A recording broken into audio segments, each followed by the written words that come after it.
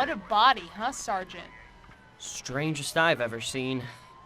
Split down the middle, butt crammed into a strainer, holding a single clipping from a magazine in one hand and a cup of noodles in the other.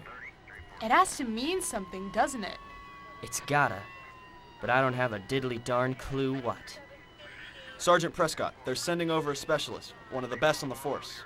Wait, you don't mean... Are they sending over the princess? Well, that's a degrading nickname.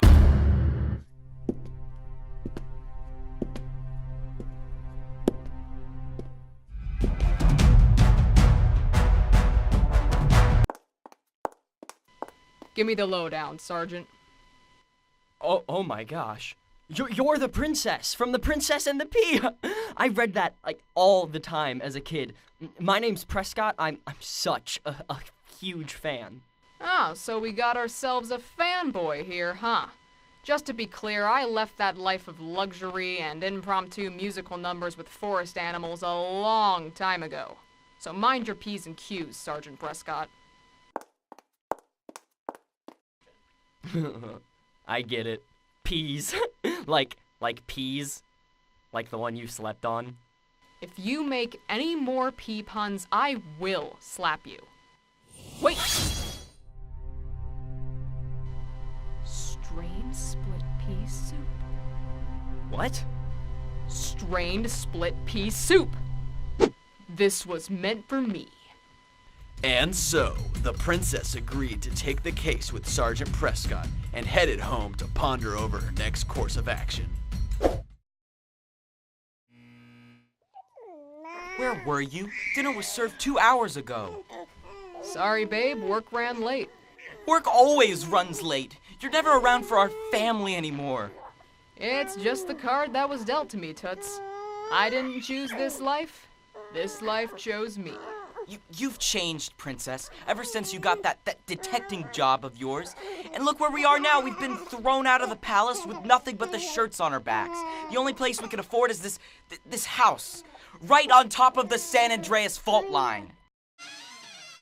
I'm a prince, sweetheart. I was meant to live in the lap of luxury and squander the resources of my subjects, not raise 8 screaming babies.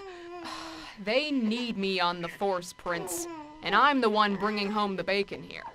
I demand that you seize this detective charade and return to the palace with us.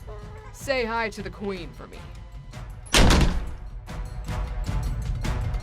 Liberated of her family life, the princess, along with Sergeant Prescott, set out to solve the case. Over the next month, they uncovered an interesting series of clues. A mermaid skin, a snowflake, a hideous baby bird, and an invisible tuxedo. Most curious indeed. Finally, after pondering these pieces of evidence, they found themselves in front of a house in a part of town known as Little Netherlands. This is it, huh? All the clues have led up to this point. There's no doubt about it. Our killer's inside. You know, I was expecting something a bit more chilling. Are you kidding me, Sergeant? Do you see the chartreuse paint job? It's enough to send chills down anyone's spine. Ready? Ready.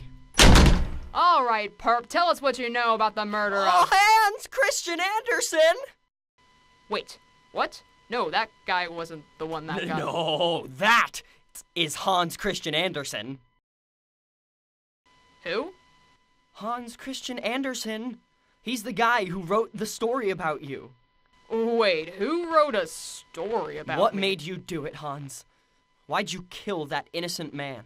Because the princess screwed up my story. He had his whole happily ever after thing planned out. And then she went and became a cop. Princesses in my fairy tales aren't supposed to be tough. They're supposed to sit around and be pretty and have an impromptu musical numbers with forest animals. He thought that if he could give her an impossible case, she would quit the detective business for good. Oh, you sad, sad little man. You're going to pay for your crimes, Hans. What about my legions of adoring fans? What about my fairy tales? Tell it to the judge. Besides, you know everyone prefers the Brothers Grimm. We did it. We actually did it. I've seen many cases in my day, Sergeant, but this was one of the weirdest by far. So, if you were interested, I'm free tomorrow night at 6. Maybe we could get something to eat. Sorry, Prescott, but I'm already in a committed relationship with a beautiful woman. Oh, I'm sorry. I had no idea. What's her name? Justice.